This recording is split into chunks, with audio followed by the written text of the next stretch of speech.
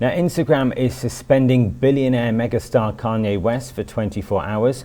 The rapper and fashion designer has been taking to social media to air out his explosive divorce with reality star Kim Kardashian. Her boyfriend, the Saturday Night Live comedian Pete Davidson, confronted West on his constant berating of Kardashian, and the two got into a public argument. Well, now it seems the social media giant is stepping in to say enough, along with other celebrities weighing in on the messy breakup. To feel, we don't know how to worry. And I think Kanye doesn't seem to understand that. He goes, well, leave me to create my art. Yeah, but Kanye, you told us you have problems. Now, when we worry about that, you say we shouldn't worry because it's not problems or it is problems. Which is it? It puts society in a precarious position. And the reason I say that is because of his harassment of Kim, which I know is crazy to say, because there's a lot of people who go like, Kim Kardashian, she loves publicity, she loves celebrity, she loves all of this, she does the Kardashians, this is her life, this is her thing. Yeah. And I get it, but there's also an element of a woman saying to her ex, hey, please leave me alone. Well, to tell us more, let's bring in Arise 360 anchor Kachi Offiah, who is in our Lagos studio. Kachi, thank you very much indeed for joining us. I mean, what was he thinking?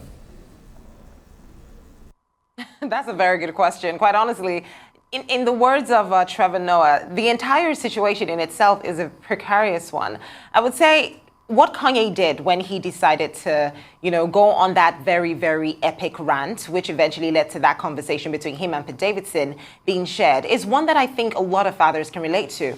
And I'm just going to introduce a bit of a plot twist here. For every time we've seen Kanye West come out, he's talking about a situation that needs to be made public. The first time he came out, it was with regards to his daughter's birthday, Chicago, when she was turning 4. The second time he came out, he was talking about how Kim did not allow North West, their child, attend the Dunder listening. Another time he was also talking about his daughter, North West, being on TikTok. These are conversations that a lot of people would say he's having in public, but he's not being heard. Everyone always talks about mental health in the sense that, oh, hey, listen, put yourself out there, tell the world.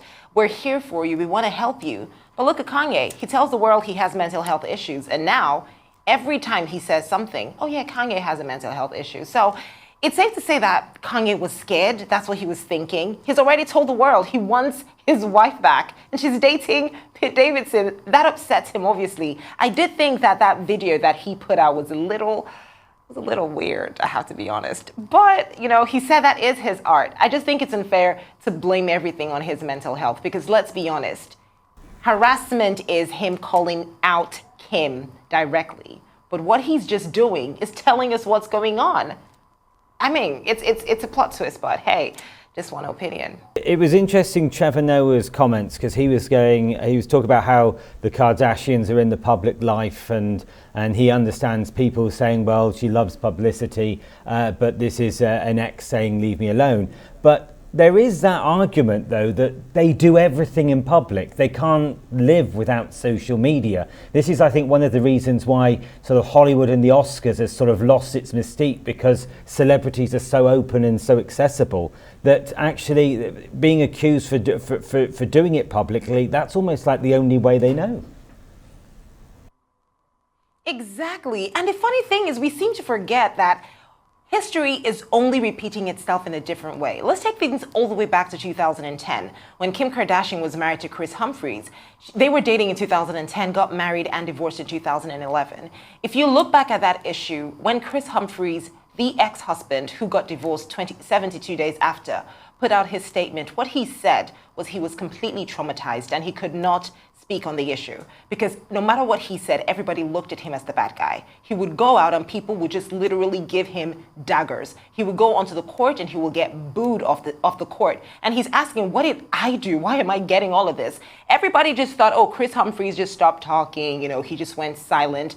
But we don't know the back end of the situation. We don't know the conversations between Kim Kardashian and Kanye West. The difference between Kanye and Kris is that Kanye is actually telling us, guys, listen, this is what happens. They don't want me to talk, but I'm going to keep talking. And Kanye's talking is now being pegged as harassment. For instance, you're talking about everything being public. Kim finally came public with the comment that she gave on Kanye's page, where she said, oh, Kanye, stop this narrative. You were just here picking up the kids this morning. But Kanye never said he wasn't there. All he said was he had his daughter have a couple of pins on her backpack, and he just re-emphasized his desire to fight for his kids. Was that comment necessary? The truth is, we all just have pre-assumed judgments on Kanye, and on one end, it could be considered harassment, but on the other, we really need to take a second listen to what he's saying. And quickly, before we have to wrap up, do you think Pete Davidson should have got involved? Because he's the new boyfriend. Is it too soon to suddenly look like, be so defensive?